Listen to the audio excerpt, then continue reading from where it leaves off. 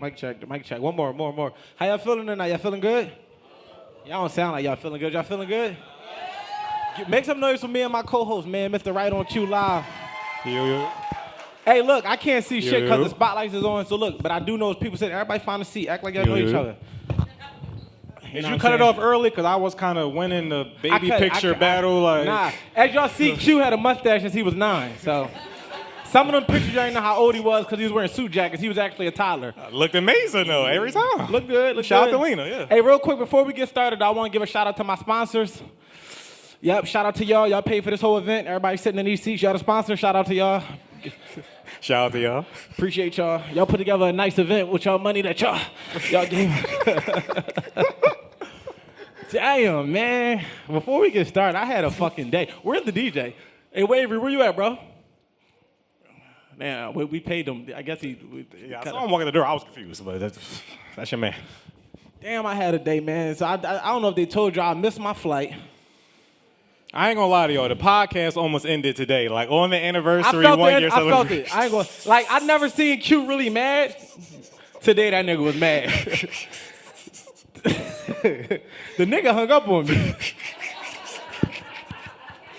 The only thing worse than getting bad news is getting bad news like at 7 in the morning. Like just hey, look. On a holiday. Like what made it so nutty was that I had to soak in it because I knew it was me. I was like, fuck, like I gotta just sit here. I tried to call him back, he ain't answer. I said, yeah, I told my friend, I said, yeah, Q ain't even speak to me when I walked in.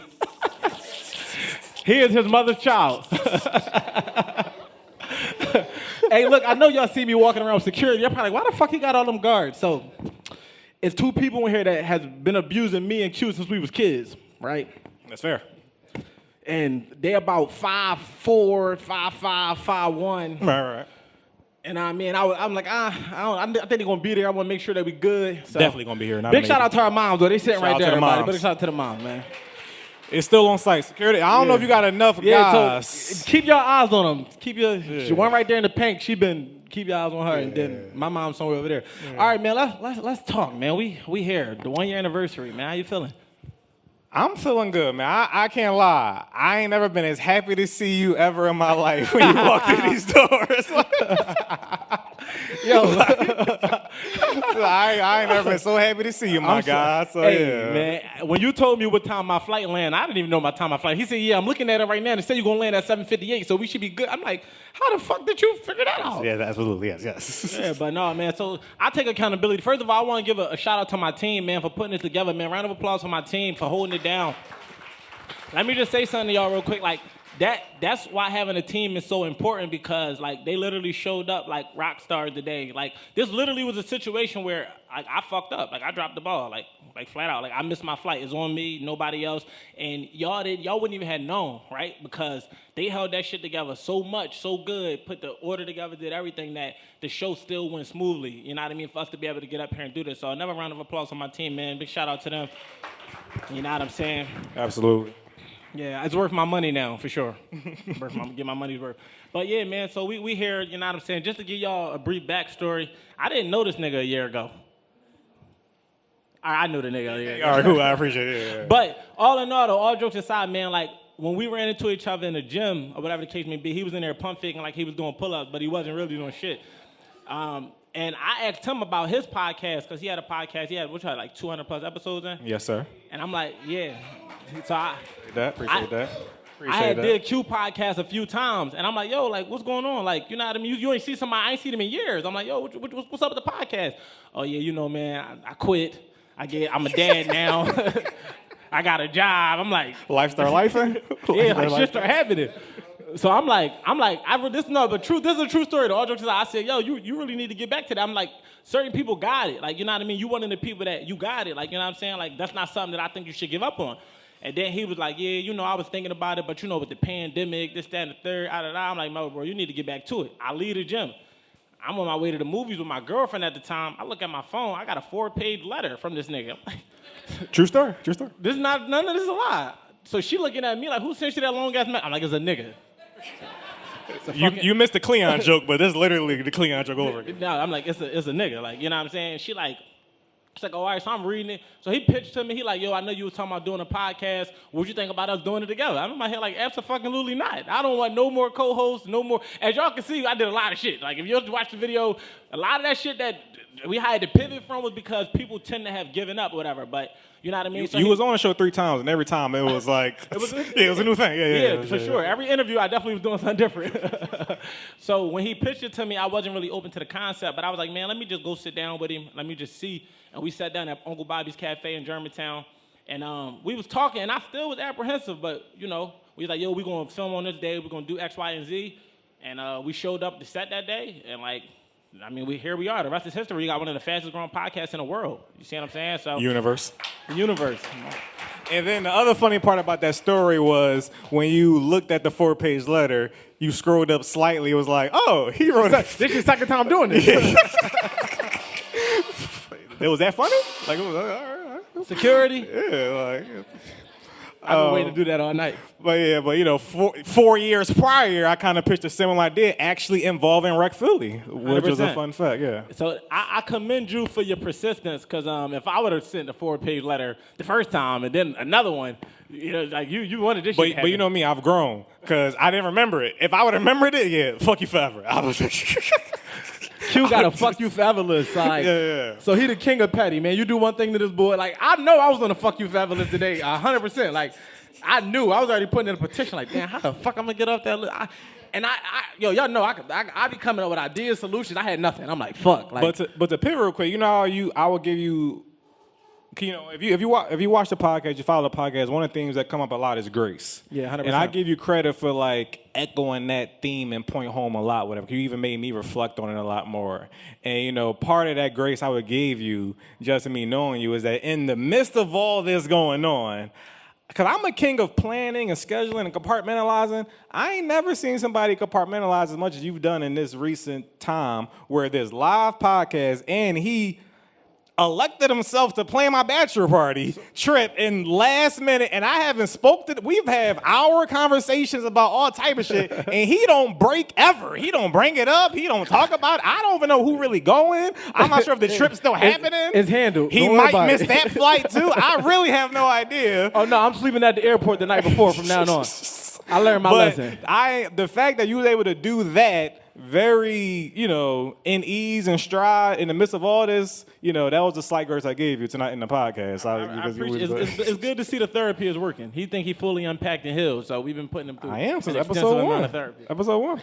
And also I was going to say as well, again, shout out to everybody who came here today, whether, you know, you're a friend of his or mine, supporter, fan, or you just came in like, no, I seen this nigga poaching shit one time. I'll check it out. Like, I truly appreciate everybody in here. And, you know, one thing we spoke about one time is like friends aren't your fans. Yeah, 100%. And I think that's an important thing we can talk about in real time now, because you know, we got people here that may kind of intertwine all those different worlds of friend, support, or whatever. In the day, if you here today, we just appreciate it regardless. 100%. This may be the first time you ever came to an event of me and his, or you came to everyone, but we appreciate it. You know, I'm even before this, I've grown to not take things personally? So personally. You know, I just appreciate, as you once said, appreciate who was here, now who's not. Who don't. Yeah. See, the thing is, just to elaborate on the friendship, not the friend, not, see, I feel like that's where social media has, like, mind-fucked a lot of people, right? Because people expecting their friends to be their fans, right? And it's like, I appreciate the support that we get from friends and family, but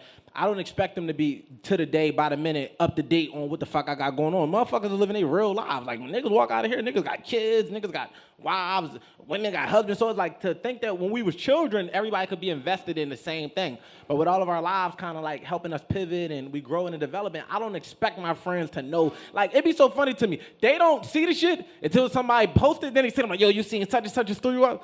Like, nigga, yeah, I seen the other 10,000 motherfuckers that did it too. I posted it. Yeah, like the first time. Yeah, I know it went up. But at the same time, it's me understanding that when it's these moments like this, they gonna come out and they gonna shout, look, we got a fucking packed house. Like, you know what I'm saying? With it was here on time, too. Who's here on time? The people? Everybody except you. But, like, to be fair, though, like, come on. You've been filming with me for a year, nigga. I probably came one time about 4 times. 2. Nah, about 4.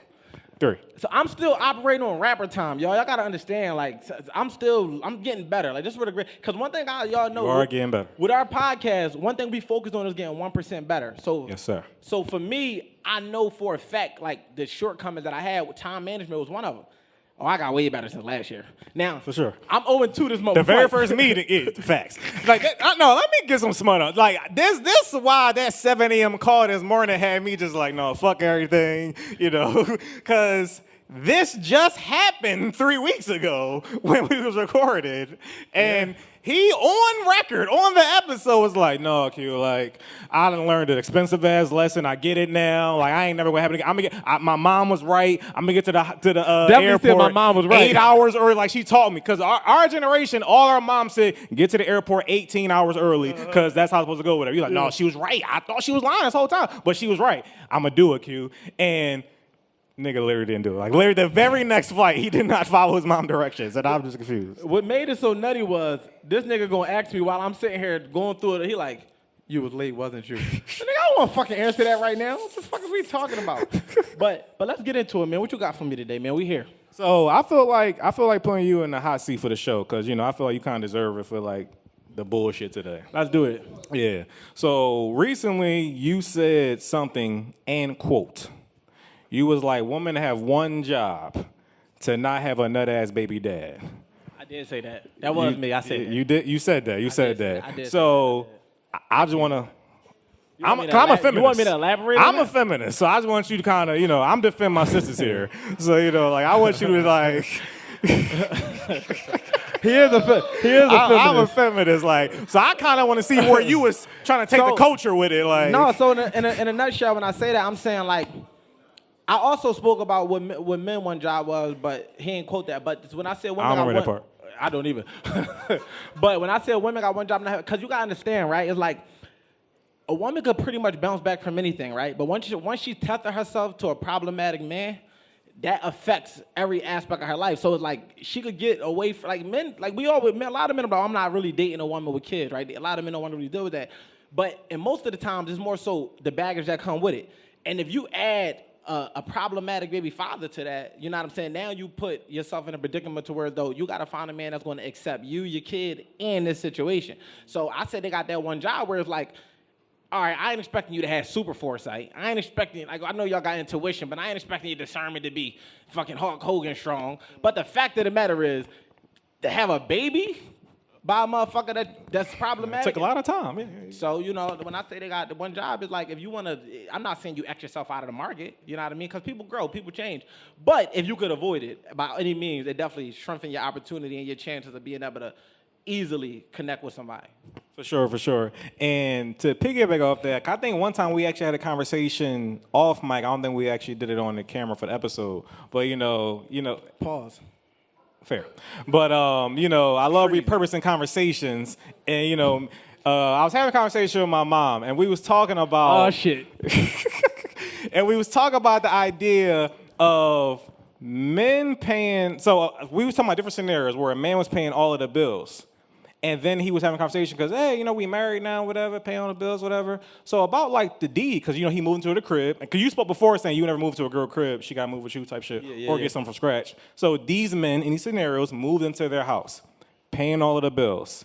And he's like, so by the way, babe, so I figure, like, my name going to deed now as well, like this and that. And the woman's like, no. Like I know you paying all the bills, but this is my house still. Yeah. And I was kind of flabbergasted. I'm just like, so he paying all the bills here in this house, but he can't be on the deed. Yeah. So what are your thoughts about that? And also, my mom was very indignant by saying, yeah, girl, don't you have it. That's your house still. I don't care what happens. And I was kind of just... The girl man was kind of, Definitely girl man. I want to pivot it to my mom. Mom, real quick. Would you have put Jay name on the deed? You said yeah or no? I can't hear you. She said we. But no, I'm saying no. Considering the situation, exactly what he just explained, is Jay name going on the deed? I feel like she's trying to tap dance out of it a little bit. You said she's trying to dance around it, like she kind of whispering and shit. So, like, for me, I feel like that's why I would never advise a man to move in with a woman, right? For that reason itself, because and it's not. See, the thing is, when you advise against things, that don't mean that it's a problem. It just means that psychologically, men are wired a certain way, women are wired a certain way. Does it mean that it can't be the exception versus the rule? No, like every fucking exception to every rule, right? It's always gonna be that small percentage of people that just don't fit the bill. But in more cases than not, you gonna have like, even if a woman already own a house and you move and y'all want to do something together, you gonna have a hard time getting her to give up that house because she created her own security. So now you asking her to do double. You saying like, I'm gonna give up my security that I created to come jump on your ship. And then not only that, it's like, I built this by myself. You think you about to put your name on it. So if you understand psychologically that 95% of men here is going to see it that way, it's like, I wouldn't even put myself in that predicament. You understand that if you're going to pay the bills, you're doing that to carry your weight, to gain respect. So they feel like you're not just fucking living off of me, but to think that you could buy your way into a partnership with them, it's just not going to work like that. So under no circumstances you will ever see yourself. No, absolutely not. No, I don't care if my wife in the crowd right now. Absolutely fucking not. I'm not. I would never. I'm not moving. I'm not doing that. Like, you know what I'm saying? We can start fresh. I'm cool with that. You know what I mean? Look, let's go. We got our own place separate. Yeah. Then that way, I'm even if I got to give up what I got, like, all right, come on, we'll do something fresh. I'm cool with that. But I'm never, ever, ever, ever. What? I grew up with a mom, nigga. She right there. You know how many times she reminded me it wasn't my house? You don't pay no motherfucking bills in here, nigga. This ain't your motherfucking house. You bringing all your fucking friends and y'all doing what the fuck y'all want. Like, this shit is for real. Like, look, absolutely not. I couldn't wait to get I'm like, all right, say less. Now when she come to my crib, you don't pay no motherfucking bills in here. This ain't your motherfucking house. And my mom love to make subtle suggestions. I don't want to hear none of that. She be like, look, she got good at it because she know I don't want to hear that shit. So she be like, son, you know what I was thinking? No, Mom, I don't know what you were thinking. I was thinking... And I don't give a fuck. Not even a little bit, either. Son, you ever thought about just putting all of the groceries on this side? And, no, Mom, I'm not doing that. I was just thinking because if you... Mom, I don't want to hear that shit. I'm cool. This is my motherfucking house. When I was in your house, I do it your way. You're in my house, we doing it my way. Yeah, like, got to pay for that. Let's speak about that children trauma real quick, like, because like, I feel like... The cable bill? Let's talk about the cable bill. That's super trauma. Who in here, by show of hands, who in here mom got the cable in their name before? Somebody in the back. You're a victim. 25, 35, 45, 55, 3, 4. You are a victim. You're a victim. Yeah. I think it's a hotline for that. Me Too movement. So I was fortunate enough my mom didn't get me. I don't know if she got none of my siblings, but she there's a lot of y'all, so at least one of them took that L for you. Yeah, somebody, I don't know. She, none of us? Yeah, no, she ain't.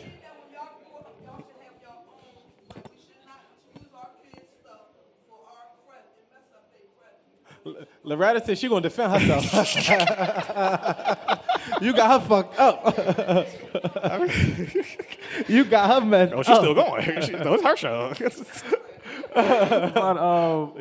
But speak about mom's suggestion. I feel like the parents that had that type of tyranny in the household, they don't understand the trauma that puts on kids, that once you get from under that household and away from it, you have PTSD, so those suggestions make you just want, it could be the greatest suggestion in the world. Like, it makes all the sense, something you ain't even think about, and your gut instinct be like, no.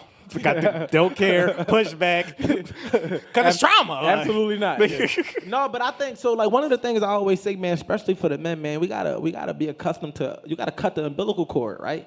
Because like the thing about the relationship that we have with our mom is like we grow up with them being an authority figure in our lives, right? So if we don't cut the umbilical cord and learn how to get them to respect us as men, like I'll tell y'all today that my mom respected me as a man. She right there. I remember she was, mail come. Parents don't give a fuck. They open your mail. Man, I told that lady, look, you open my mail, I'll get you arrested. I would tell the federal government, like, it's a fucking federal crime. Like, and then it started with the mail. Then it was like my room door. Like, she thought I was in there doing shit I want. Most of the time I was, to be fair. But some of the time she was wrong about the shit she thought I was doing. And I just had to create that boundary where it's like, I understand that this is your crib. I understand that you got your rules. Like, I would never disrespect my mom. Like, so the beauty in it is, like, she always gave us the freedom to speak our mind, as long as we wasn't disrespectful about it. Yeah, I ain't had that. Yeah, I know Lena was fucking you up. That sound nice, Do you ever, real quick pivot, do you ever feel like you want to get your lick back? I mean, she right there, like, I got security here. How many again? I think it's 3 or 4. She sized me up. As soon as I walked in, I said, give me a hug. Like, we'll do this shit. I know it's on site. We'll do this shit afterwards. Like, for right now, just give me a hug. But no, getting back to it, cutting the umbilical cord is like, you got to reestablish the relationship that you have, because we're never going to disrespect our moms, but we need them to learn how to respect us. because like we your babies, but we not babies no more. And when men are too reliant on, that's how men defer to their mom. Mom, what do you think I should do? Like that's not allowing yourself to be an effective leader. It's not to say that you can't take perspective, but if you never cut that umbilical cord, this is how they overstep in your marriage and in your relationships, and because they feel like, oh, that's my baby, so I could do what I want. So it is like it don't gotta be like a fuck with my mom talking about type of thing, but it's just more so making understood. Look, you my mom, I'm gonna always respect you, but I'm a man now. So, for the men that's out there, if y'all mama's boys, I'm not knocking you, but no, I am knocking you. Fuck that shit. I'm knocking the shit out you. Cut that motherfucking umbilical cord. Shit should have been cut. Day you was here. So speaking of man type shit, pivot, I'm gonna give you another hot seat reminder topic. Nigga, I missed one flight. Now I'm in the hot seat for the whole episode. Absolutely, yes. Yeah, I'm here. Because one of, like we said before, one of my favorite things when people send me a clip or they say something from an episode, yo, Q, this moment, this nigga said this and you said this or whatever. And one of the things that really had the people going was the CEO versus manager thing. 100%. I stand on that. Yeah, so once again, I'm a feminist. And so I'm starting to believe this nigga. Niggas are fucking Karen. So the original thing was men are the CEOs and women are the managers. Ladies. Now I'm gonna leave real quick. We won't give y'all time, crowd. I'm gonna leave real quick. So how I really thought about it, how I really thought about it was, even if the man want to be the CEO or he is the CEO and the woman is the manager, how I looked at it is, a lot of times, though, men can and should be better, even with the managerial day-to-day that you're like, Grant, you got the vision, nigga. You the CEO, Elon Musk, Zuckerberg. I just want to build this shit. We going here, babe. This where we going. And she like, how? Or like, what's the steps? He like, bitch, that's you. Like, you kind of need to have both. And I feel like sometimes men, they falter with having both of them. They're like, I got the idea. Yeah. So talk to me. Well, you can reiterate the old concept and then, go on from there. Yeah, no, when I said men are the CEO and the women are the manager, it was more so in reference to presence, right? It's like more times than not, women are the ones that's dealing with the day-to-day antics. I'm not excusing men from being conscious of it. I mean, if you run a fucking company, you should know where the money going. You should know what's happening. You shouldn't be absent physically and absent mentally or whatever the case may be. But it's just more so moms know the doctor's appointment. They manage in the day-to-day activities. Like when you think about it, right? When you have a job, who do you see on the day-to-day? Do you see the CEO walking the company or do you see the manager? So when I was saying women are the manager, I was also highlighting the fact that it's a woman's job to manage and nurture the relationship that the kids have to the absence of their father. I'm not telling them to justify his absence like, oh, your dad went to get milk or he off in college, but the whole time he doing some bullshit. I'm saying that if you know that this is a hardworking man and he's away because he's trying to provide, that it should be understood that dad is not absent because he's neglecting you or because he don't love you. He's absent because he has to handle these things so mom can manage these things. So it was more so getting in alignment with the fact that men head the household, women manage the day-to-day antics and the day-to-day operations. But to your point, I don't think that it's like, oh yeah, I got a vision and when I say go, but I don't have no formula or no plan behind what I'm saying. It's like, no, we got a system here and this is how it operates. Mom, you're gonna do A, B, and C, and I'm gonna do X, Y, and Z, and this whole shit gonna flow. And a woman can never be the CEO? I mean, I never said that. I asked you a question. Why are you feeling guilty? No. All right, so it's a simple question. And you asking me, and that absolutely not. No. And that dynamic, no. No. But when I say no, it's not saying no don't mean they incapable. A woman is not gonna want to do that. What woman wants to lead her man? We saying it now. I fear that women have become too successful to find a man that can lead them. Because most of them, when a woman get exposed to something, she can't unsee that shit. Same thing with your kids. They go to their friend's crib, they got new scooters. Damn, I want a new scooter. They go to their friend's crib, they got a big-ass house. I want a big-ass house.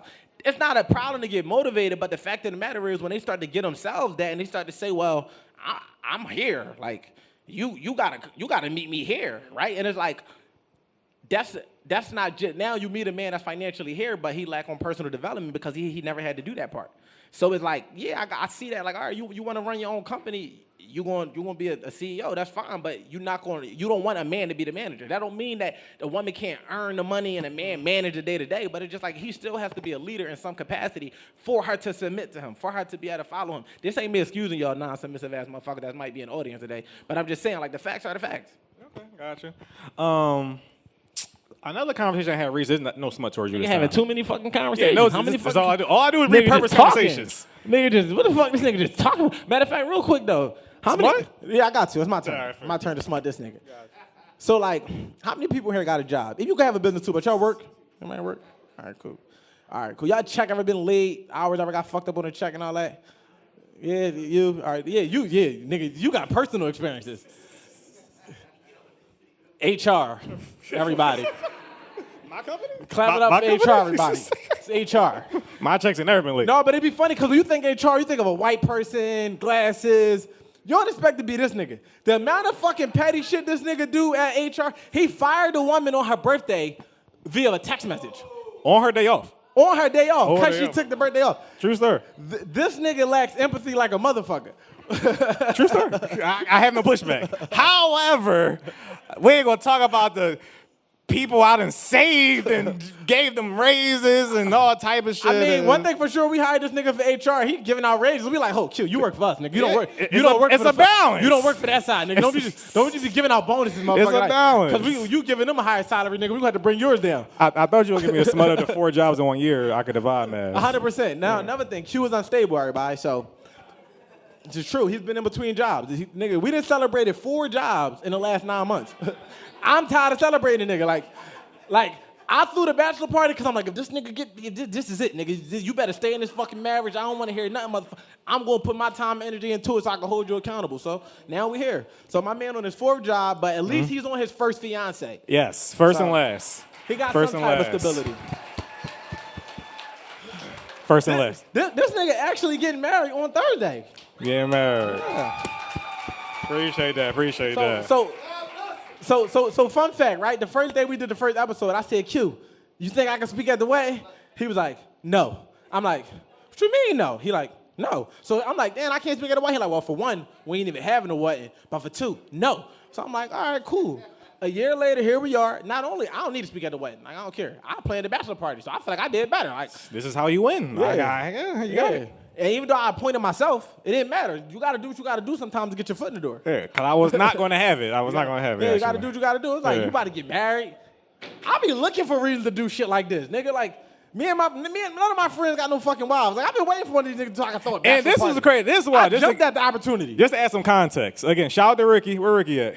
Shout out to Ricky. Yeah, shout out to Ricky. We was in Atlanta doing one of our, pod trip shit, whatever.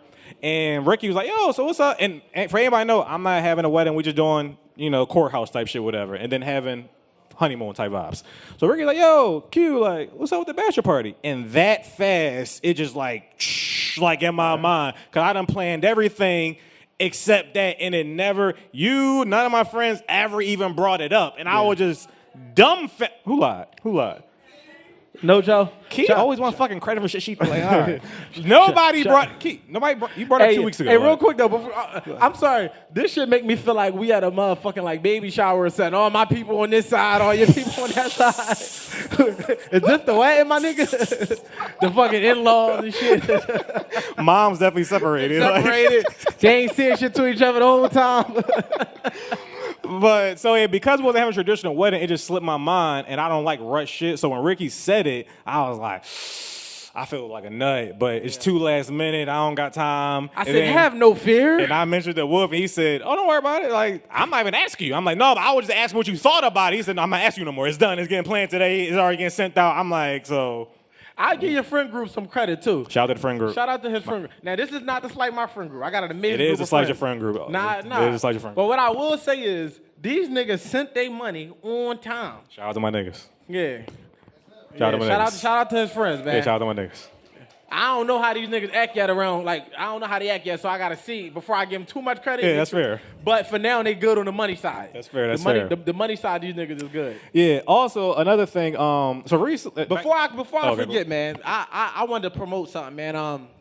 I just saved 50% on my money, my stress, and my energy by switching from relationship to single. So, So you recommend that? I didn't get there yet. No, nigga, no. I recommend marriage, right? I recommend marriage, but if you could save in the meantime, you know what I mean? Because a lot of people be overextending themselves, overly dating, spending a lot of money, over leveraging themselves. So you know what I'm saying. And then I saved another 25% from switching from whatever you want to fuck them kids. So Y'all want to join team? You were Fuck Them spoiling your Kids? kids. So Yeah. And it's so bad that my kids know what FDK mean. They're like, so can we say FDP? You sure the fuck can't? Say fuck the parents. But it's definitely team fuck. Who else in here team fuck them kids? Clap it up if you team fuck them kids. Hey, real quick, man. Every time. The shit's so crazy, man, because It's fuck them kids so bad, I'm only having one. There would be no plural. We're just stopping. you ain't even telling them I'm your kid official goddad, but we'll talk about that later. Me and Queen made a deal. That's fair. Nobody else has nothing to do with it. Me and Queen made a deal. I'm her goddad. I'm Mr. Wolf, and that's just what it is. But damn, I done lost my fucking train, man. It'll come back to me. Go ahead, man. Can I go? I was having a conversation back to my repurposing I'm about to talk shit about conversations. the kids for sure. Oh, that's all I'm gonna say. That always works. Thank you, Q. You're welcome. That's what As soon I'm as you're here for. talking, my thoughts come back. Thank you. To cut me off again. Got it. Appreciate it. But I was sitting there thinking, I'm like, as we get older, man, it's so funny. Planning events look different, right? Because when you're young, you like, I can get these motherfuckers out offering free drinks, discounted food, everybody free before 10. Now I'm like, how the fuck can we find these motherfuckers discounted babysitters? Because that's the only way we're going to get our crowd out at this point. We got to include babysitters in the package. Like, look, VIP include front row seats, food, and a fucking babysitter. Ain't nobody doing that shit. 300 niggas in here. Like easy money. Sure. Easy money. Easy. So, but go ahead. That's all I wanted to say. I was talking to somebody recently, and they was talking about the idea of having shared accounts. And I've heard about people talking about, having a shared bank account, but the person I was talking to, they said, no, the proper way to be married, to have a long-term relationship is to share everything, where there are no individual accounts tomorrow. I gotta share your debt. I want to share that income too, motherfucker. Okay, and that was actually new to me. I'm familiar with, some people do it, some people don't, but I'm used to no, this is our bill account. Like, this is what we do for the household type shit, or something we saving for. So I wasn't familiar with saving everything, but, as you, from episode 1, this is another thing that I've kind of helped you with, go across the spectrum. What you help me with? Because episode 1, he was like, yo, Q, I pay for everything. Everything. I don't care if she got to fucking get a stick of gum from the gas station. It's coming from me because I'm a man. I'm like, this nigga different. Like, god damn. Like, she can't get a stick of gum. Like, damn. Like, I don't got that. I need, I don't got you got that. Q was the first nigga standing on that 50-50 shit with, integrity. 70-30. Like 70-30, yeah. Q was standing on that shit 10 toes. Firm. Listen, I'm working my best shit trying to get this. Like, yo, you sure? Like, he like, nigga, no. She gonna have to contribute something. I need that. Yeah, I need that. And when I got out of my last relationship, I came back to the table like, damn, so how that 70-30 shit work though? Like, it's nice over here. So you covered it. Like, what do her 30 include? Like, what she do? It's nice over here. It's nice. Like, I ain't get there yet, but I started inquiring like how that 70-30 shit work. That's 70. So do she get what happened? She get the electric and shit, with the phone bill? Like, which one's is hers? Phone bill. Should be late every time. I'm inquiring about different packages. So what the 60-40 get me? Because I can't go all the way 50-50. Yeah. I can't. So if I do 55-45, am I still a man? I was trying to figure it out. So Q was educating me. And so much so, I think on the show I came up with this is my current goal I'm going to. I feel like, all the women I've talked to, whether they... All 3 of them. Yeah, for sure. Whether they fucking make a lot of money, they don't make a lot of money, whether they doing something they love, or they doing something they hate, whatever, they all complain what the fuck they do. Yeah.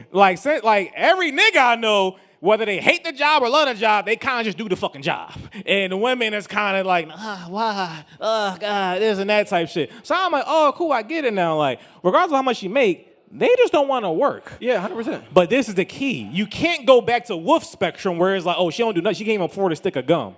They at least got to... I ain't saying, wait. It was a stick of gum. I ain't saying she couldn't afford She couldn't get a Tic Tac type shit. I never said that either. So I was like, no, the key is part-time. Hey, I love the networking that's going on, but let's say that shit for them. Part-time. She get just some part-time hours. She got a schedule with it, for sure. regimen.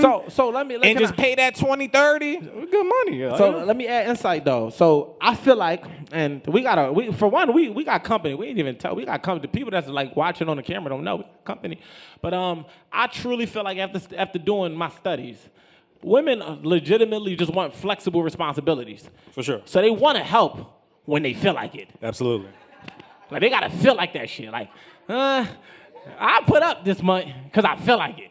So, you know what I mean? It's It ain't really weird though. We duty bound, you know what I mean, as we always talk about. So we do it. It's not really about how we feel. It's more so it's just what comes with the territory. Mm-hmm. So where my therapist made me realize that I over-leveraged myself was, it's you never want to put your Cause it's like it's natural. Like you spoil something. Spoiling to you. A lot of times when women think they spoil you, they think it's like materialistic.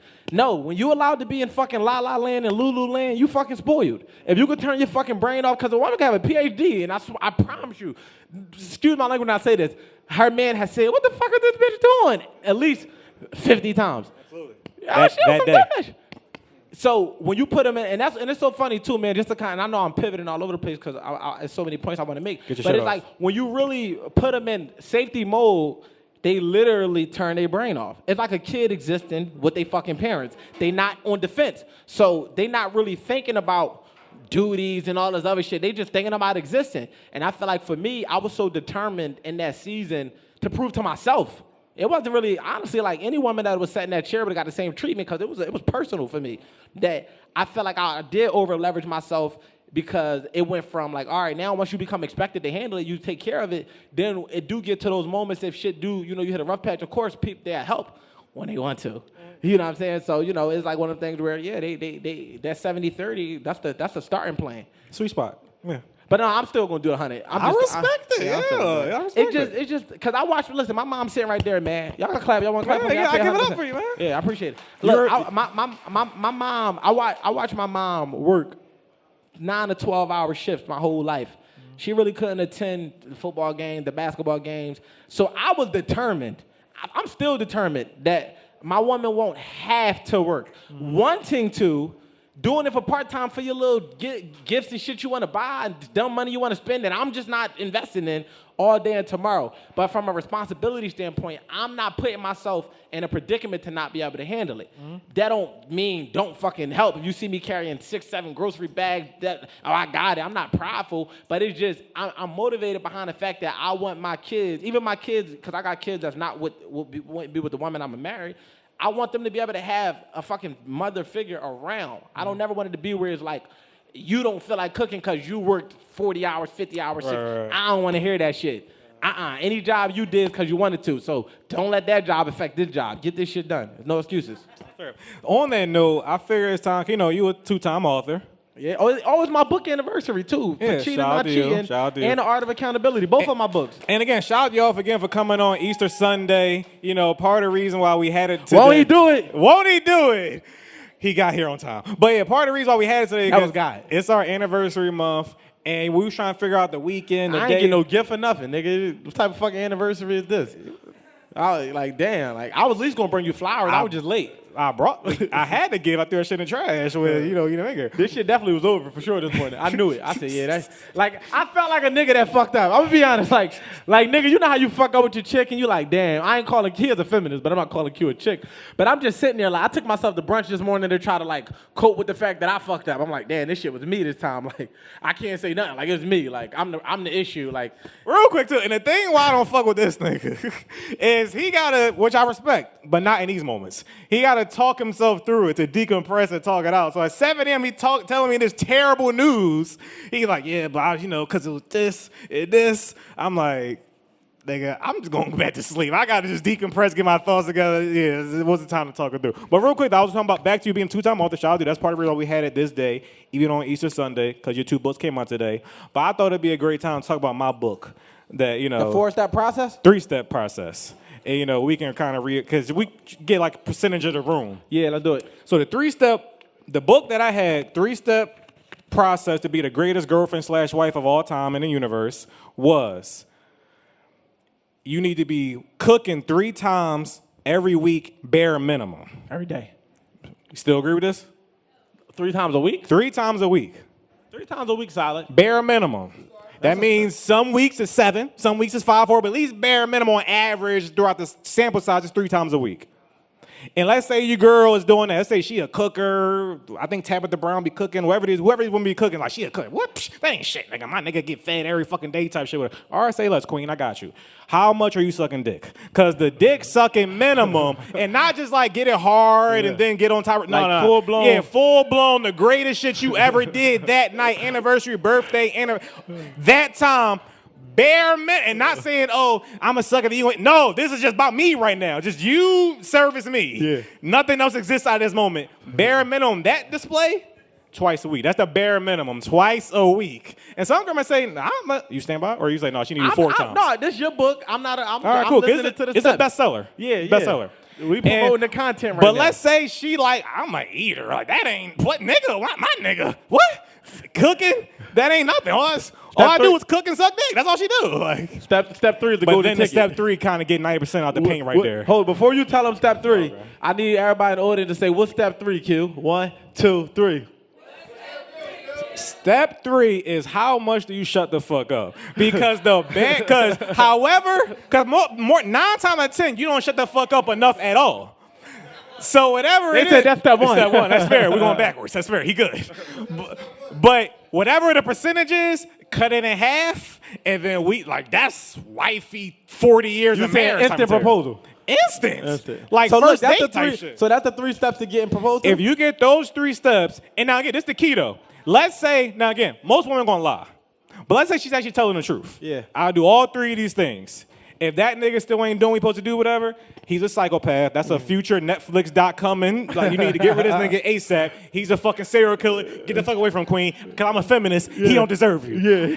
He don't deserve you as wild. But more times than not, you're lying and you don't do that shit. Yeah. And you need to get your game on. No, That's 3-step they process. do it, but it's not sustainable.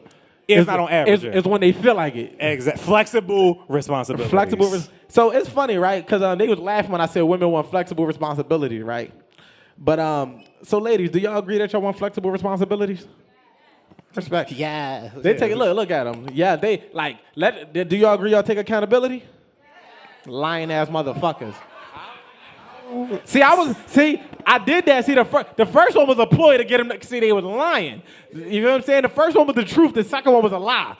They want flexible responsibilities. 2 truths and a lie type shit. Yeah, you know how that shit go. But you got to take what you can. But talking about grace and patience, man. Like one thing I feel like as men, we have to reestablish. See, we have to have patience. We have to give grace. Like a part of being an effective leader is understanding that they will fuck up. Like who in here? By show of hands, who a parent? Anybody? Any parents in here? I know you a parent. You my mom. Anybody else a parent? Parent Lena and I raised our hand. Q. I think she disowned you. We are going through something right now. Parents in the building. All right. So look, right. Y'all know the interesting thing about parenting is it really will show you so much shit about your motherfucking self. Like it will expose you to the things that you can't tolerate, the things that you can. It'll help you develop patience. Because most of the time, like, you got to really remind yourself, like, I remember I used to be having these intellectual ass conversations with my kids. Then I'd be like, I got to remember, man, she 2. How the fuck she going to understand what I'm... So after a while, you come to expect them to do certain shit. And then you be like, instead of saying, no, some of y'all motherfuckers, shut up. After a while, you be like, you know what? This is what I expect of you. So it's like, as men, when you start to realize in certain situations and you start to learn your partner and you're like, this is what I expect of you, you get less frustrated when they do shit that you expect them to do. Like, I expect you to drop the ball in certain situations. I expect you to cry under these situations. I expect you to get mad for certain things. So instead of me matching your energy, I'm going to extend you that grace and realize, you know what? This is what I expect of you right now, to flip the coin. We say women gonna be women. Women, we need the same grace from y'all. It's like men gonna be men. Now, most of the time when they say a nigga gonna be a nigga, a man gonna be a man, it's always associated with cheating. Like, oh, a nigga gonna be a nigga. But it's like, no, a nigga gonna be a nigga, meaning a nigga gonna be logical.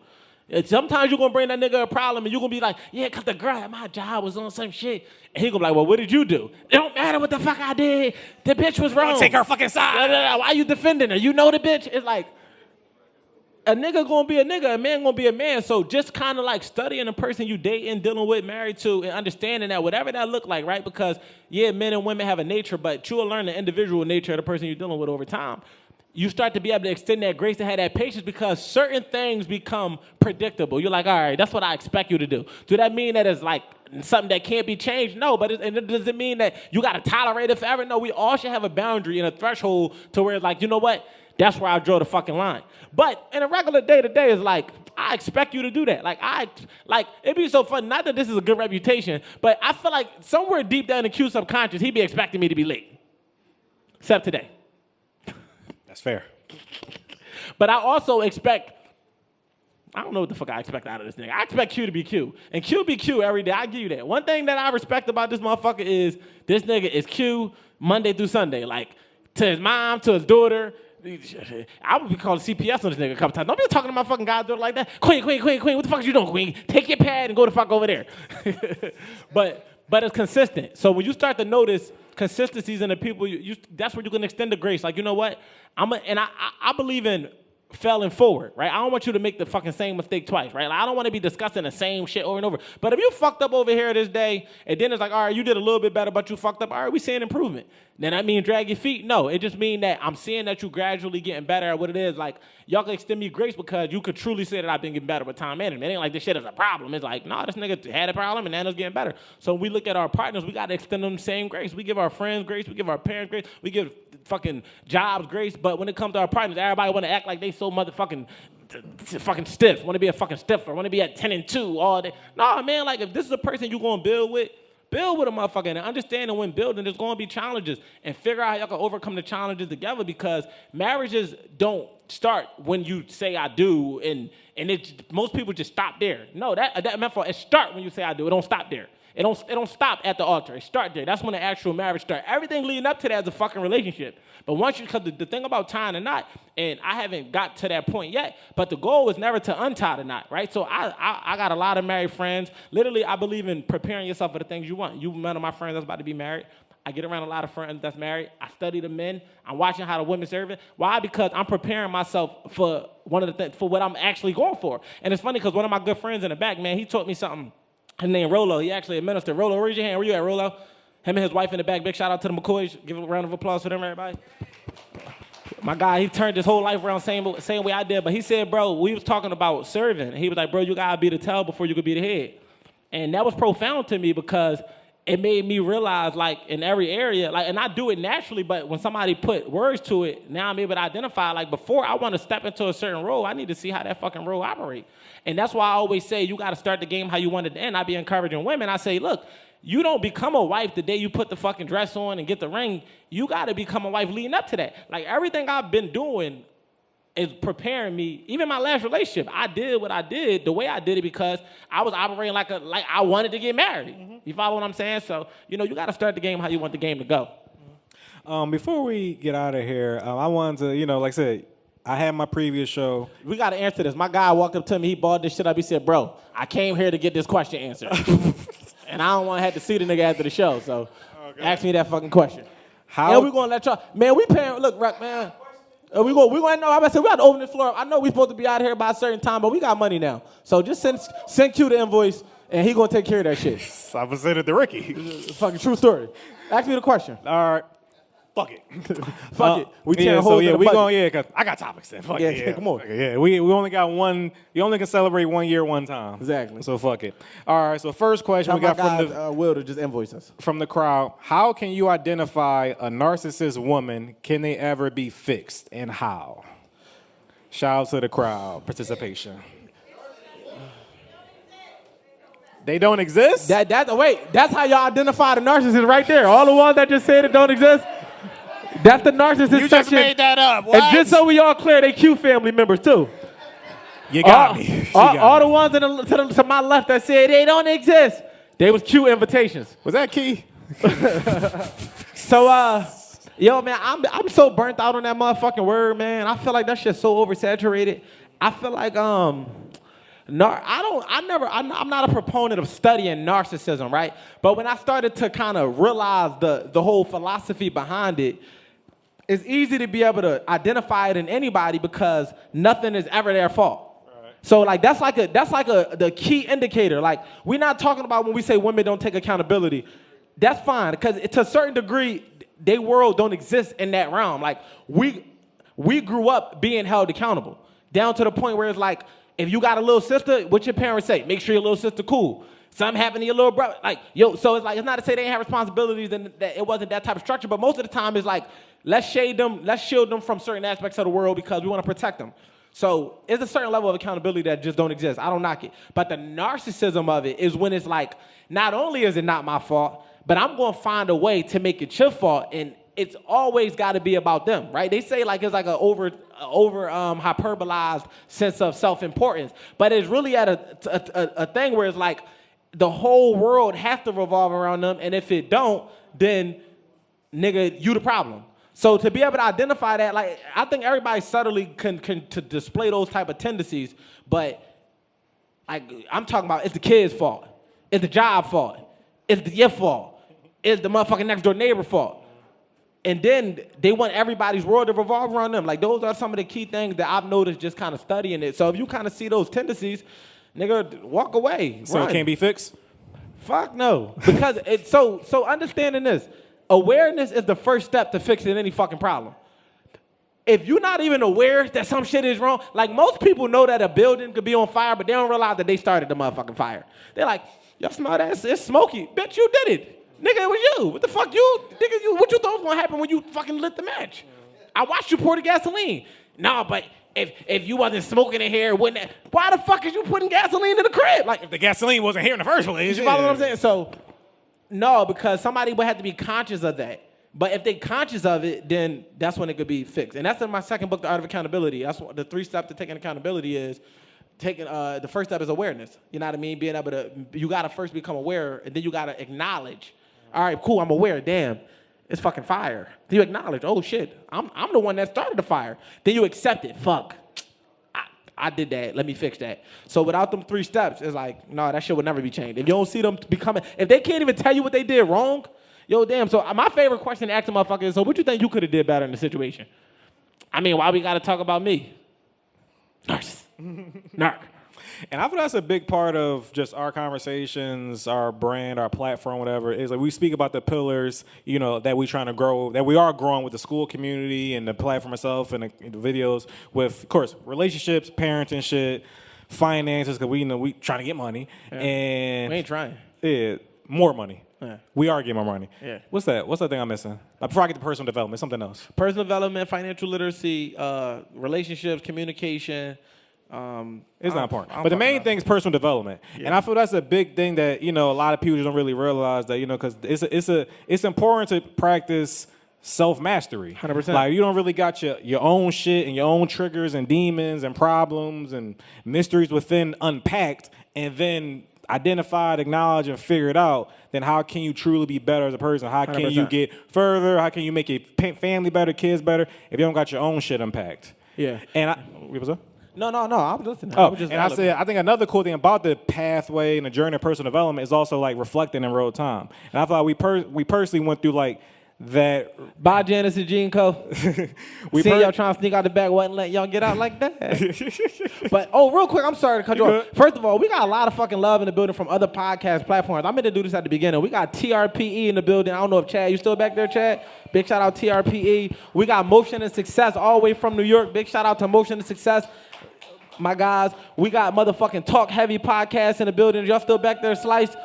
Yeah, you know what I mean? Who I'm missing? We got TRPE, Motion of Success, Talk Heavy. We got my guy KP sitting right there. I say all this to say, man, a lot of powerful people, a lot of influential people that got their own shit going on in the room right now. So big shout, give a round of applause for yourselves, man. To come and celebrate our 1 year anniversary. I'm super grateful and thankful for that.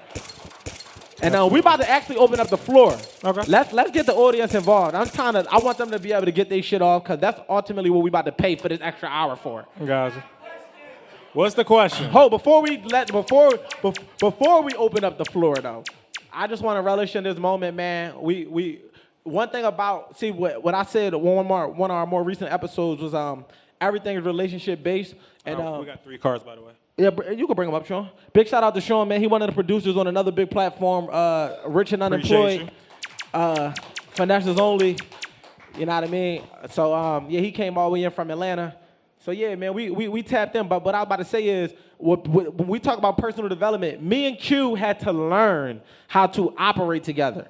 Like we didn't even talk about that. Like we call it. This is a process that y'all should use in your business. Hey, Liam, I love you, bro. No, Liam not allowed to drink, y'all. So look, this nigga in the front with the dreads. No, you putting yourself on the spot. Liam is not allowed to drink at none of my events. So, like, he know that. That's my brother, but he can't drink at none of my events. He on a do not allow to drink list. And if y'all had some of that podcast punch that Q was giving out, we cut it with prune juice. That's why y'all keep using the bathroom. But back to what I was saying. We had to learn each other, right? Because we come from two completely different walks of life. Me and Q wouldn't have been high school friends, right? Flat out. He was in a different shit. I was in a different shit. We wasn't friends in our early adulthood, but somehow in our 30s, we linked up and we learned. And what I was about to say, what I want y'all to use in your business and in your life and your relationship, we got something where we call it, we assess and then we adjust. So after everything we do an assessment, right? All right, damn, what could we have did a little better with this, that? And these assessments go on for hours. Like we be on the phone for 3-4 hours talking about whatever, like literally outlining everything, and then we make the adjustments. Even to something that we're gonna do probably first thing tomorrow, we're gonna assess the episode, assess me being late, I already know, and then we're gonna make the adjustments. So literally have those sit downs with your partner in business and life, and literally do a real deal assessment. Like literally assess. And this is the time where you talk about yourself, what you can improve, and you can make subtle suggestions on what the person you're working with and building with can improve. And for us, like, to be able to get to a year, like literally, he watched me go in my relationship, out my relationship. I done seen nigga go between 4 jobs. I didn't, you know what I mean? He done seen me move from this place to that place. We done went through parenting dynamics. And when we talk about personal development, this is some shit that we really live by. Like, we literally focus on getting 1% better every single day. Like, nobody in here is fucking perfect, and nobody expecting nobody to be perfect. But just that concept of getting 1% better is our literal life philosophy. And that's why we started our community on schools called the One Percenters, and it's $14 a month. And you can be amongst like-minded individuals. We literally building a worldwide community of like-minded men and women that's looking to get better. I'm thinking now to the point where we're going to pillar this shit off where I want a community of just wives. Like, I just want to do a fucking wives boot camp where all the single women that say they want to be wives come and learn from wives. Men learn and from my husbands. book. Yeah, it come with Q 3-step process book too. You know what I'm saying? Yeah. You remember the 3 steps says. But so within this community, y'all can find it on our Instagram. It's $14 a month. We're giving you personal development tips. We're giving you exclusive content. We're giving you books. We're giving you all of these different things that's going to help you get better so that you can have better, more sustainable relationships and life in general. All right, now let's open up the floor for the questions. Do we want to, when we just read them or have the guests actually read the cards themselves? Yeah, involve them. Bring that, come on. Yeah. Yo, Swing where the third microphone? Take Who we give him the got? microphone. Go ahead, take KP. That nigga been trying to get the mic. That nigga trying to rap. Y'all remember y'all questions without the cards? They wrote the shit. They better remember the shit. Fuck you. They got The ghostwriters. power punch. You know, they got them. What's up, Nell? Can I, yo, yeah. I'm just taking the mic because That nigga like a poet. He ready to give us some shit. Come on. I am a poet. Thank you, brother. Yeah, see, look. I knew it. Yo, first and foremost, so I'm gonna start with love. Yo, shout out my nigga Q, right? Because I thought you retired from podcasts. Yo, I'm not on the internet like that, so I don't be knowing what's going on. But this one motherfucker right here, he's amazing. How much he paid you to say this shit? No, he didn't. He didn't. He didn't. Appreciate I was you. on this joint like several times. Like, he didn't pay me shit. But like, I feel like this is a good dynamic because like this motherfucker, I know he's great at podcasting, and y'all have a good dynamic together, right? So I gotta ask you something, Wolf, right? I learned your name tonight because again, I'm not on the internet, but I like what y'all talk about. We know Q found you on the side of the road to give you $40, but we here. $40. Listen. Hold on, real quick. I ain't even peep. Shout out to Miss Lena with the hoodie. Yeah. I ain't even catch that. Stand up real quick. Security. That's fire. Hey, wait. Security, lock her the fuck up. We ain't authorized that. Sight no. That's hard. I have no idea. I love that. Only she can find a way to make the merch Like, without. how the hell she get merch that we don't even have? Man, we gotta step it the fuck up. Like we gotta do matching jumpsuits or something. Like, we gotta figure it out. And she even tell me. I found it today. But go, what's the No, it's all love. Yo, come here. No, this is my brother. Come here. This is like my twin, but we ain't the same. But we the same. Yo, so look, my question was, it was based on an old conversation of the conversation of tonight. Yeah. And Wolf, you said something that stood out to me, right? Because you are a very smart motherfucker. Appreciate I can that. hear it. By the way, you had a video. You was talking about niggas thinking for themselves. I want niggas to think for themselves. Yeah. So I'm thinking for myself. Respect. Right? Based off what you said.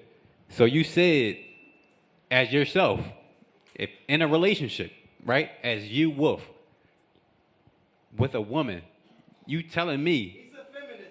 I'm a feminist, for sure. I seen where it was going when he said, that's you. For sure. That's yourself. Nigga said, I am. Just you, by yourself. Yes. 24/7. You ever go I'm night-night, just nigga? prefacing my statements. You want to go night, Nick? That's why I Prefacing my fucking move this statements. shit. Go ahead. Prefacing my statements. No, you good. We good, bro. Prefacing Speak. my statements. You good. As yourself, bro. You telling me, Wolf, not moving in. All day, every day, on the block. Yeah. Not moving in with a woman. Yeah, he said that, right? I 100% He said that, right? You not ever, like y'all said, moving in with a woman that's with himself. That's that nigga Cleon moving around like that. Go ahead. You want to answer the question? No, go ahead. As Wolf, you ain't moving in with a woman as you knowing yourself, where you going, your trajectory, everything you putting into the, you bring it to the table. Yeah. You not about to move in, and you not doing that? No, if it's not yours? No, bro. Why? No. I'm not moving in with a woman because as a man, in order for me to be able to lead and to be able to have dominion over my household, I have to set the foundation. So you telling me a foundation is not what you building, because if you're putting into something, you building that, right? All right, you got any kids? So that's another thing. Do you I got don't have kids? No, so no. I know you about to right. go somewhere, Yeah. and I recognize that too, because that's a whole different facet of life. No. I wasn't. I was gonna simply ask you a question. Would you move in with your kids? And, would you move in with your kids? With kids? With your kid. Yeah, that's a real question. I think with kids, you have to think about things differently. So I get that part. All right. Thinking about things differently. So when you say think about it differently, So as a single man without kids, let's say no kids. Yeah. Right. Just as Wolf with the ambition, you ain't got no kids, but you know you not about to do that, bro. Listen, I'm gonna say this shit again, And this be the last one. Hey, listen, on the count of three, I need everybody to say abso-fucking-lutely not. 1, 2, 3. Okay, why not? Because that's like an egotistical Hold thing. on, no. Look, Is it bro. not ego? No, bro. Listen, no, it has nothing to do. Listen. Hold on, Liam. No more liquor. I want to really answer his question because see, the thing is, I feel like he not wrong for his perspective because I feel like that's like widely talked about on social media, and I know you're not on social media, but I see the discussion. It's not ego driven. It's not pride driven. Men have a role. Women have a role. As a protector and a provider, for me to provide, I have to provide these said things. From the rip. What you mean from the rip? It's Because we talked about as a woman that got her space. Yeah, if she got her space, I'm not moving into her space. Absolutely not.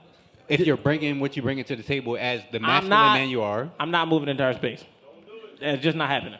Because you don't. Now listen. Because as a man. Listen, let me say this, because I've had situations, I got homies, right? If you stay with a woman, you paying the bills, whatever, cool. But and that's cool in, too. no, I'm not doing that. That's fine. I think that's okay. No, it's not. I think it's okay. So that don't change me. All right, this is the last. This is the last. Yeah, this is the last part. This is the last Last part. part. Because I'm gonna pass off. This is the last thing I'm pass gonna say. Right now, and I'm gonna ask you a personal question. You cool with that? Of course. Who you live with right now? It's my crib. Yeah, myself. All right, so you would leave your crib right now for what? No, I wouldn't leave it. So you gonna move in? I'm saying if I've been fucked up in life, but I'm So where I'm at. you've lived with a woman before and it was cool. It's been both ways. I've had that experience where I'm just not doing it. A woman try. Ladies, do y'all want a man to move in y'all shit? All right, cool. But All right, you so I ain't wolf. tripping. You wolf, I'm not doing it. bro. You. All right, next. We get But I Appreciate respect you, it, Nell. though. Appreciate you. Q hired a fucking heckler. Q said, look. Listen, Best Q $40 I ever spent. Q got this nigga out front. He said, look, man, I need you to do two things. I'm gonna give you $50. I need you to come to the show and admire the shit out of me. I'm the best podcaster ever. I've been doing this shit for 20 years. Money well spent. And then like. I'll throw you an extra dub if you heckle Wolf. I see you, Q. You gave that nigga $70. Oh, he did that part for free. But Let's who got get- the let's next get it. question? Next though? Or I can just read it off. Who got a question they want to Yeah, say? go ahead. If we don't got no hands being raised, read it off. Let's We get right to got, it. we got two more questions. Yeah, go ahead. What you mean we got two? All right. Get them the questions. I want ladies. I got something to say. I want to argue or something. Like Somebody come up on this mic. I want to debate. What does honoring your wife mean to you? Somebody asked that. You, nigga. That's your question. That's your question. What does honoring your wife mean to you? Thank you. See, he's trying to put it All on right, so there. time out. Hey, Sim, are you asking me what it look like? Yeah. I got you. Yeah. Yeah. I like her. Yeah, so Sim married, y'all. But no, so when you say because I got asked this on a podcast, I feel like that might have been a question that came up because I literally got asked on this. So can you elaborate since it's your question? I need you to come on the mic. Yeah. We going? You can't make it to her. We can't take it to her. You can take it back there. I can hear it. Oh, for the camera, we need you on the mic, son. Come on now. Appreciate you. Nah, I think this is a hypothetical. I think it's a fair question. It's valid. Thank you. I'm gonna still sit down because I don't want to be standing up. I'm gonna sit down. All right. So what I'm saying is, you speak a lot from the perspective of, if I was married or my wife, I heard you quote that a few times, or I was preparing for marriage, I was living like I was married. You also speak a lot on the male responsibility versus the woman's responsibility. Yeah. So I just want you to elaborate on what honoring your wife would look like for where you are now. Because obviously, if you get married in a year versus if you get married in 5 years, you may be two different men, right? 100%. But I want you to speak from the perspective of where you are now. Like, So what does honor look I guess like? the context I'm asking, when you say honoring, because I got an answer, but I feel like it'd be generalized. So that's what I'm saying. What do you mean by honoring? So, all right, so I'm gonna break this down because I'm married, so it could be more general. So, if you're married, right, most times you stand on some kind of principles, 100%. whatever that may be your religion, that may be how you were brought up, whatever. So I'm gonna speak from mom. I'm a Christian woman, right? So when I'm reading the Bible and I'm understanding how it is that I need to submit to my husband, I also understand that Christ has to love and honor Christ encourages the man to love and honor his wife as Christ loved the church, right? Right. So with that being said, I understand how my husband honors me. Right. And it's been a process. He didn't start off honoring me in this way, because we started when we were young. So now that we grow and coming up on year 6 of marriage, I know I can point out what honor looks like from my husband. Right. And that doesn't take away his dominance. Yeah. That doesn't take away his leadership. And it doesn't take away my submission. Right. But I just want to know what honor looks like because I hear you speak a lot on male and female dynamic. Yeah. So in a simple form, I feel like honor my wife would just be working on myself to be the best version of myself, right? Doing what's required. See, because the thing about being in different relationships is your partner gonna require different shit, right? And even like being in a long-term relationship, the growth of a partner, you have to learn them in different seasons as well, right? So when you think about honoring, it's really honoring a process. That's why I talk about grace and patience and understanding and knowing that, like, okay, this is what I come to expect. As far as how I display that, it's by working on myself. All right, if I was lacking patience, let me develop more patience. If I was not good at communicating, if this her style, how she received communication, let me work on that because I'm working on me right now and as a single man to be equipped to be that. But the way the equipment is going to be used is contingent upon the woman I end up with and what fits her. So you can't predict how you're going to honor somebody until you see the way they need to be served. The same way I wouldn't expect a woman to be like, because what works at Chick-fil-A don't work at McDonald's, and what works at McDonald's don't work at Burger King. So depending on who you're dealing with is going to determine. But the baseline of it is going into it, understanding that I'm going to have to figure out what her communication style is, what makes her smile, what makes her happy, what ticks her the fuck off, and how can I pivot in these pockets so we can have a successful dynamic. Make sense? All right, so let me take it one more step further. So that's all great, great insight. So with her saying, with you saying, if I'm in a relationship, a woman need to be quiet. I'm not putting a woman name on this. You're stern on your take. I say that.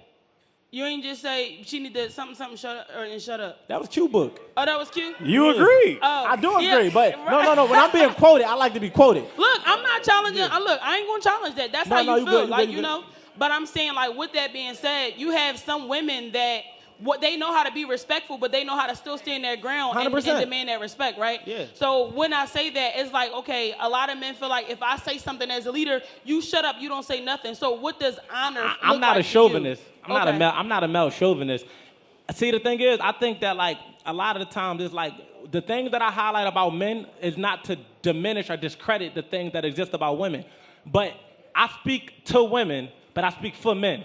So I reverse the coin every now and again because sometimes men be needing the guidance, but men learn more. Men don't get led. the way women get led. Men get led by example, right? You want a man to do something, you should lead by example. If he don't follow suit, he just not cut like that. That's just not his forte. With women, you can more so guide them with words. You can guide them. So it's different ways that you go about it. So for me, when I say this is how things operate, it don't mean that it's not an exception to the rule. Like I said, I'm not saying sit down, shut up, have no opinion. No, like when you respect, come on, man. Like I look at it like in any relationship, if you're the head coach, you need an assistant coach. An assistant coach means that I will defer to you in matters in which I can't see the whole picture. I will trust your judgment. I will trust your suggestions. I will trust your opinion. But when it's all said and done, if this motherfucking ship sank, I'm the one that's gonna be held accountable because if you get kicked out, they're not gonna say, Sim, why you ain't go work? They're like, what was Rolo doing? Right? So I gotta be able to live with the decisions I make because I'm the one that's gonna be held accountable for them. So when I think about it like that, I don't say sit, and I do tell women to shut up in a plain way. But aside from all jokes aside, it's like when I'm saying I got it, it's not to say what you're saying don't count or it's like below what I'm saying. It's that, all right, I hear what you're saying, and you might see it from that perspective, but I gotta be able to live with what I'm doing. So this is how I'm gonna approach it. You know what I'm saying? And I'll add it real quick just to keep it short. Recently, I actually said on one of the episodes that I had a whole epiphany about my relationship where I felt like I should and could be better. And I helped this man become a better leader. I'm a part of his marriage. I get people married with my coaching, y'all. Like, true story. Tell them the truth, Q. I said it on record. I said it on record, yes. We don't need to say it again, though. But no, like, and part of my epiphany was like, regardless of frustrations, annoyances, disagreements, that's going to happen in any relationship when it's two individuals being together. I realized that it all comes down to proper communication. And as you were saying, like having the goal in mind of the conversation, of the conflict, how to approach it properly. I've seen it plenty of times on social media where they say, when it's a problem, attacking the problem, not attacking the person, that cliche. And then recently it clicked. So to your question about honoring, your wife, how I looked at it recently was just truly accepting who she is, accepting how she is, and just trying to work with her instead of work against her, that type of thing, whatever. If she's doing something that she did or doing something that isn't working or a problem, let's attack that problem versus attacking her, attacking the frustration or whatever it is, attacking that problem. That's how I feel. And I would expect the same thing in return. And I appreciate the question. And another thing I'm gonna do to conclude it. This one thing I always say, right? Because I feel like I understand the different levels of responsibility. Is the difference between being a fucking godmom and a mom, a stepmom and a mom. Like, so when you get married, I understand that level of duty that you have to your partner is different than the commitment level of a relationship. And it really changes when it's time to break up. I feel like, because you can't just walk away from a marriage, but a relationship, y'all can operate how you want, but if you want to walk away, you could just kind of walk away, right, with no real penalty. So I think that's the major thing. But all of this shit is relationship-based. If you fucking suck at dating, you're probably going to suck in relationships. If you suck in relationships, you're probably going to suck at marriage. So the goal is to get better at all of these things that lead up to it so that when you get there, you can, because you don't really know what the fuck going on until you get there. I felt like I heard a slow clap coming along. But you don't really know till you get involved what it's going to look like. You don't know what the job entails. I could talk about parenting all day and tomorrow. I didn't know what it would be like to be a dad until I had a kid. But you could at least prepare yourself to be a selfless man, right? Like, you follow what I'm saying? A man that's prepared to give. A man that's prepared to do these things so that when it happens, you're not taken by storm type shit. You want to land it right there? Or I was going to take one more. Your mom got a question. Oh, She ain't even asked. Oh, shit. She paid for this shit. Yeah, I just want to say congratulations on your 1-year anniversary. Appreciate it. Ma. You're late, so I have to leave. All right. We understand. We've been over at 10. Yeah, we All understand. right, be punctual. Yeah. All right? I take accountability, everybody. This was But me. have a good night. But Appreciate listen, you, man, let's hit the lights real quick. I want to see everybody's face as they get through this. Y'all can clap it up. We definitely gonna land it there. Hey, man, we just Where's the want to say lights? thank y'all. I want to see some faces. Damn. Can we get the Did lights y'all up enjoy real quick? yourselves? Make some noise if y'all enjoyed yourselves, man. Shout out to all the performers. Shout out to Cleon, the comedian, held that shit down. Matt Capone, Sayola. Shout out to Matt Capone. Shout out And to the young Sai. lady that held that shit down in the beginning, man. I appreciate y'all. Thank y'all. First show, man. The bull. Fatty. What up, though?